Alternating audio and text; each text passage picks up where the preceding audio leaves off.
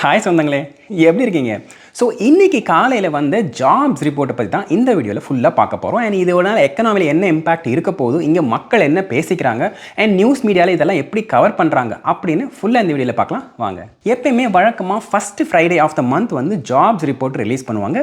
Bureau of Labor Statistics இவங்க வந்து இன்றைக்கி காலையில் ரிலீஸ் பண்ண ரிப்போர்ட்டில் அவங்க என்ன போட்டிருந்தாங்கன்னா, அன்எக்ஸ்பெக்டட்லி ஷாக்கிங்காக -92,000 ஜாப்ஸ் வந்து நெட் லாஸ் ஆயிருக்கு எக்கனாமியில் அப்படின்னு மென்ஷன் பண்ணியிருந்தாங்க. இது வந்து பேண்டமிக் பீரியடில் தான் இந்த அளவுக்கு நெட் ஜாப் லாஸ் இருந்துச்சு அப்படின்னு நிறைய நியூஸ் மீடியாக்களில் ரிப்போர்ட் பண்ணுறதை பார்க்க முடிஞ்சது. ஸோ அந்த அளவுக்கு எல்லாருக்குமே ஒரு ஷாக்கிங்கான இன்சிடென்ட்டாக இது இருந்துச்சு. ஆக்சுவலாக இதில் அவங்க எவ்வளோ எக்ஸ்பெக்ட் பண்ணியிருக்காங்கன்னு பார்த்தீங்கன்னா, நெட் 50,000 அதாவது ப்ளஸ் 50,000 ஜாப்ஸ் வந்து ஆட் ஆகும் அப்படிங்கிற மாதிரி வந்து எக்ஸ்பெக்டேஷன் இருந்திருக்கு. பட் இது -92,000 அப்படின்னோடனே எல்லாருக்குமே வந்து ஒரு ஷாக்கர் அண்ட் மார்க்கெட்டை வந்து இமீடியட்டாக வந்து ரியாக்ட் பண்ண ஆரம்பிச்சிட்டாங்க. ஸோ இது என்ன இதோட சிக்னிஃபிகண்ட் அப்படின்னு பார்த்தீங்கன்னா, அன்எம்ப்ளாய்மெண்ட் ரேட் வந்து 4.3%லேருந்து இப்போ 4.4%க்கு இன்க்ரீஸ் ஆயிருக்கு. இது வந்து ஒரு இம்பார்ட்டண்ட்டான பாயிண்ட். மேஜராக 3 செக்டர் வந்து நல்லா அடி வாங்கியிருக்கு. ஒன்று என்னன்னு பார்த்தீங்கன்னா ஹெல்த் கேர். ஹெல்த் கேரில் 28,000 ஜாப்ஸ் வந்து நெட் லாஸ் ஆயிருக்கு அப்படின்னு ரிப்போர்ட் பண்ணியிருக்காங்க. இதுக்கு என்ன காரணம் அப்படின்னு பார்த்தீங்கன்னா, ஹெல்த் கேர் ஒர்க்கர்லாம் வந்து ஸ்ட்ரைக் பண்ணிட்டு இருக்காங்க. ஒரு particular group of health care ஒர்க்கர்லாம் வந்து ஸ்ட்ரைக் பண்ணிட்டு இருக்கிறதுனால அதனால இது வந்து இம்பாக்ட் ஆயிருக்கும் அப்படின்னு சொல்றாங்க. நெக்ஸ்ட் வந்து கன்ஸ்ட்ரக்ஷன் சைட்ஸ் எல்லாமே வந்து பேட் வெதர்னால எஃபெக்ட் ஆனதுனால இந்த நெட் லாஸ் வந்து இருந்துச்சு அப்படின்னு சொல்றாங்க. அண்ட் இந்த கன்ஸ்ட்ரக்ஷனில் பார்த்தீங்கன்னா -11,000 ஜாப்ஸ் வந்து நெட் லாஸ் அப்படிங்கிற மாதிரி ரிப்போர்ட் பண்ணியிருக்காங்க. அடுத்து பார்த்தீங்கன்னா ஐடி செக்டர் வந்து நிறைய கான்ஸ்டன்ட் லே ஆஃப்ஸ் நம்ம அப்பப்போ கேள்விப்படுறோம் இல்லையா, அதனால் அந்த கான்ஸ்டன்ட் லே ஆஃப்ஸ்னால இது வந்து பாதிக்கப்பட்டிருக்கு. அண்ட் அடுத்த செக்டர்னு பார்த்தீங்கன்னா ஃபெடரல் கவர்மெண்ட் செக்டர்லேயே வந்து பல மாதமாகவே அப்படியே கொஞ்சம் கொஞ்சமாக அப்படியே குறைஞ்சிக்கிட்டே வருது. அதனால் அதுவும் வந்து இதில் ஆட் ஆனதுனால இந்த 4 செக்டரும் தான் அதிகமாக அடி வாங்கியிருக்கு. அண்ட் இந்த -92,000 ஜாப்ஸ் நெட் லாஸ் ஆனதுக்கு ஒரு மேஜர் ஃபேக்டர் அப்படின்னு சொல்கிறாங்க. இது கூடவே இன்னும் ஒரு இன்ட்ரெஸ்டிங்கான மெட்ரிக் என்னன்னு பார்த்தீங்கன்னா, யாருக்கெல்லாம் ஜாப் இருக்குதோ அவங்களுக்கு வந்து ஹவர்லி வேஜ் வந்து இன்க்ரீஸ் ஆயிருக்கு அப்படின்னு இந்த ஜாப்ஸ் ரிப்போர்ட்டும் சொல்லுது. விச் மீன்ஸ் தட் யாருக்கு வந்து ஜாப் இருக்கோ அவங்களுக்கு வேஜ் இன்க்ரீஸ் ஆகுது, ஆனால் ஜாப் கிடைக்கிறது கஷ்டமாக இருக்குது அப்படிங்கிறது இந்த ரிப்போர்ட் வந்து புரிஞ்சுக்க முடியுது. சரி, ஃபெப்ரவரி ஜாப் ரிப்போர்ட் தான் இப்படி இருக்குது அப்படின்னு பார்த்தா எப்பயுமே என்ன பண்ணுவாங்க, ஜாப்ஸ் ரிப்போர்ட் ரிலீஸ் பண்ணும்போது அந்த மாதம் எவ்வளோ அப்படின்ற அந்த நம்பர்ஸை தாண்டி போன மாதம் என்ன ரிவிஷன் அப்படிங்கிற மாதிரியான ஒரு டேட்டாவை ரிலீஸ் பண்ணுவாங்க. இது வந்து வழக்கமாக நடக்கிறது தான்.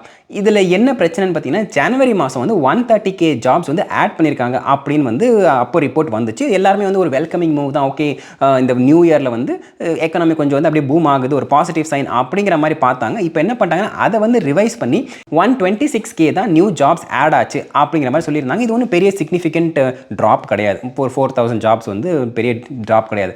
ஆனால் சர்ப்ரைசிங்காக அதுக்கு முந்தின மாதம், அதாவது டிசம்பர் மாதம் என்ன ரிப்போர்ட் வந்திருந்துன்னு பார்த்தீங்கன்னா, ஃபஸ்ட்டு வாட்டி வரும்போது +48,000 ஜாப்ஸ் ஆட் பண்ணியிருக்காங்க எக்கனாமியில் அப்படின்ற மாதிரி வந்துச்சு. ஆனால் இப்போ ரிவைஸ் பண்ணும்போது அதில் தான் ஒரு பெரிய ஷாக்கரே. என்னன்னு பார்த்தீங்கன்னா, +48,000 ஜாப்ஸ் இருந்தது -17,000 ரிவைஸ் பண்ணியிருக்காங்க. விச் மீன்ஸ் தட் 65,000 ஜாப்ஸ் வந்து நெகட்டிவ் அப்படிங்கிற மாதிரி ரிப்போர்ட் வந்திருக்கு. ஸோ இது வந்து ஒரு சிக்னிஃபிகண்ட்டான ஒரு பாயிண்ட்டாக இருக்குது. ஏன்னா இந்த மாதிரி ரிவைஸ் பண்ணும்போது அது வந்து ரொம்ப ட்ராப் ஆகிறது கொஞ்சம் மாதமாகவே பார்க்க முடியுது. இது வந்து ஒரு கன்சர்னிங்கான ஒரு பாயிண்ட்டாக இருக்குது அப்படின்னு இங்கே இருக்க எக்கனாமிஸ்ட்லாம் இந்த நியூஸ் மீடியாவில் ரிப்போர்ட் கொடுக்கும்போது அவங்க ஃபீல் பண்ணுறதை பார்க்க முடிஞ்சுது. கூடவே ஏன் இந்த மாதிரி ஒரு சர்ப்ரைசிங்கான ஜாப்ஸ் ரிப்போர்ட் அப்படின்னு பார்த்தா அவங்க ஒரு 3 காரணங்கள் சொல்கிறாங்க. ஃபர்ஸ்ட் ஒன் வந்து ஹை இன்ட்ரெஸ்ட் ரேட். இது வந்து ஒரு one of the contributing factor அப்படின்னும், ரெண்டாவது ட்ரேட் டென்ஷன்ஸ். கொஞ்ச நாளாகவே இந்த ட்ரேட் டென்ஷன்ஸ் இருக்கு இல்லையா, இந்த ட்ரேட் டென்ஷன்ஸும் ஒரு விதமான காரணம் அப்படின்னும், அடுத்தது பார்த்தீங்கன்னா இன்ஃப்ளேஷன் ப்ரெஷர். கொஞ்ச நாளாக வந்து இன்ஃப்ளேஷன் அதிகமாக போகுது அப்படிங்கிற மாதிரியே பேச்சு அந்த மாதிரி ஓடிட்டு இருக்கனால அந்த இன்ஃப்ளேஷன் ப்ரெஷர் அதிகமாக இருந்தனால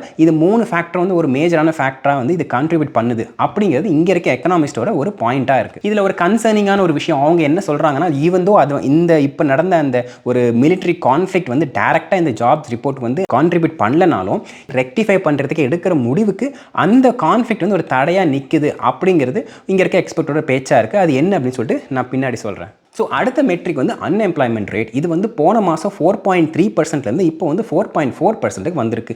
யூஸ்வலாக இந்த மாதிரி அன்எம்ப்ளாய்மெண்ட் ரேட் வந்து இன்க்ரீஸ் ஆகும்போது என்ன பண்ணுவாங்கன்னா, இந்த ஃபெடரல் ரிசர்வ் இருக்கு இல்லையா, அவங்க வந்து எக்கனாமியை ஸ்டேபிள் பண்ணுறதுக்கு இன்ட்ரெஸ்ட் ரேட்டை வந்து குறைப்பாங்க. இது வந்து ஒரு நாம். இது வந்து போன வாட்டியும் பண்ணாங்க. ஏன்னா நீங்கள் உங்களுக்கு ஞாபகம் இருக்கும்னு நினைக்கிறேன், நவம்பர் அக்டோபர் இந்த டைம் பீரியடில் எக்கனாமியை கொஞ்சம் பேலன்ஸ் பண்ணுறதுக்காக இன்ட்ரெஸ்ட் ரேட்டை குறைக்கிறோம் அப்படிங்கிற மாதிரி சொல்லியே வந்து ஜெரோம் பவுல் வந்து குறைச்சார். இப்போது அதே மாதிரி பண்ணுவாங்களா அப்படின்னு கேட்டிங்கன்னா, இங்கே தான் ஒரு ப்ராப்ளம் வந்து நிற்கிது.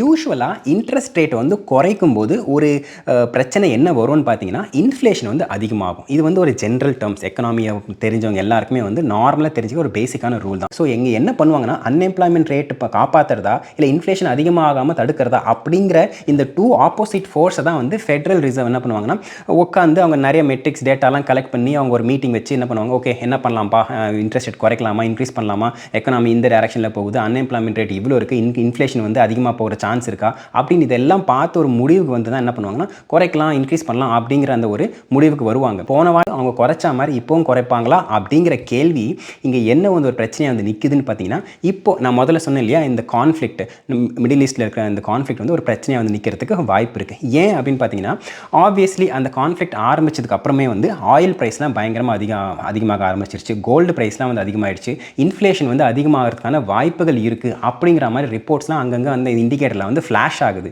ஸோ இந்த நேரத்தில் அன்எம்ப்ளாய்மெண்ட் ரேட் அதிகமாகுது அப்படிங்கிறதுக்காக ஃபெடரல் ரிசர்வ் வந்து இன்ட்ரெஸ்ட் ரேட்டை குறைக்கணும் அப்படின்னு போகும்போது இப்போ இந்த இன்ஃப்ளேஷன் அதிகமாகிறதுக்கான சான்ஸ் இந்த கான்ஃப்ளிக்ட்னால ஏற்பட்டதுனால இப்போ இன்ட்ரெஸ்ட் ரேட் குறைக்கிறதுக்கான வாய்ப்புகள் வந்து ரொம்ப ரொம்ப கம்மியாக இருக்குது அப்படிங்கிறது தான் இப்போ வந்து சிச்சுவேஷனை வந்து நிற்கிது.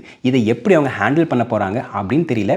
என்னை பொறுத்த வரைக்கும் மார்ச் 17 அன்றைக்கி அடுத்த ஃபெட் மீட்டிங் இருக்குது. அப்போ வந்து மோஸ்ட் ப்ராபப்ளி லைக்லி சினாரியோ என்னவா இருக்கும் அப்படின்னு பார்த்தீங்கன்னா இன்ட்ரெஸ்ட் ரேட்டை குறைக்காமல் அப்படியே வைப்பாங்க அப்படிங்கிறது தான் முக்கால்வாசி பேர் வந்து இப்போ எஸ்டிமேட் பண்ணுறாங்க. இதுதான் இந்த ஜாப்ஸ் ரிப்போர்ட்டோட ஒரு சிக்னிஃபிகண்ட்டான ஒரு போர்ஷனாக இருக்க போகுது அப்படிங்கிறதுல மட்டும் எந்த ஒரு கொஷினுமே இல்லை. என்னோட ப்ராப்ளம் என்ன அப்படின்னு பார்த்தீங்கன்னா, என்னோட பர்சனல் கருத்து இதில் என்ன அப்படின்னு பார்த்தீங்கன்னா, இந்த இன்ஃப்ளேஷன் ரிப்போர்ட்டு, இந்த அன்எம்ப்ளாய்மெண்ட் ரேட்லாம் இந்த ஒரு பக்கம் இருக்கட்டும், இந்த ஜாப்ஸ் வந்து ரிவைஸ் பண்ணுறாங்க இல்லையா, டிசம்பர் மாதம் பார்த்தீங்கன்னா 48K பாசிட்டிவ் வந்து அதை ரிவைஸ் பண்ணி -17K இந்த மாதிரி. இப்போ அடுத்த மார்ச்சில் வரும்போது ஜனவரி ரிப்போர்ட்டை வந்து இல்லை இது 126K கிடையாது, இது நெகட்டிவ் அப்படிங்கிற மாதிரி சொல்லிட்டாங்க அப்படின்னா, இப்போ நீங்கள் வந்து அந்த ஃபஸ்ட்டு வந்து அந்த ரிப்போர்ட்டை வந்து இக்னோர் பண்ணிவிட்டு அது ரிவைஸ் பண்ண ரிப்போர்ட்டை மட்டும் பார்த்தீங்கன்னு வச்சுக்கோங்களேன், கொஞ்சம் கன்சர்னிங்காகவே இருக்குது. அண்ட் இது ஒரு மாதத்தில் ஒரு 4-5 மாதமாக இது வந்து அப்படியே தான் வந்து தொடர்ந்து வந்துகிட்டு இருக்கு. ஸோ இது வந்து எக்கனாமியை வந்து பயங்கரமாக பாதிச்சிருமோ, இதனால் இன்னும் கொஞ்சம் வந்து ஸ்லோ டவுன் ஆகுறது, ஆக்சலரேட் ஆகிடுமோ அப்படிங்கிற ஒரு கன்சர்ன் தான் எனக்கு இருக்குது. ஸோ அவ்வளோதாங்க, இது வந்து என்னோட பர்சனலான அப்சர்வேஷன் தான். அண்ட் இதை பற்றி நீங்களுக்கும் வந்து தாராளமாக வந்து உங்களோட மாற்ற கருத்து இருந்தால் அதையும் வந்து கமெண்ட் செக்ஷனில் சொல்லுங்கள். இல்லை 1-2 பாயிண்ட் ஆட் பண்ணணும் அப்படின்னு நினச்சிங்கன்னா அதையும் வந்து தாராளமாக கமெண்ட் செக்ஷனில் சொல்லுங்கள், தெரிஞ்சுக்கலாம். அண்ட் இதே மாதிரி இன்னொரு வீடியோவில் உங்களுக்கு சந்திக்கிறேன். அது வரைக்கும் thank you, tata, take care, bye bye. And சொந்தம் தொடர சப்ஸ்கிரைப்.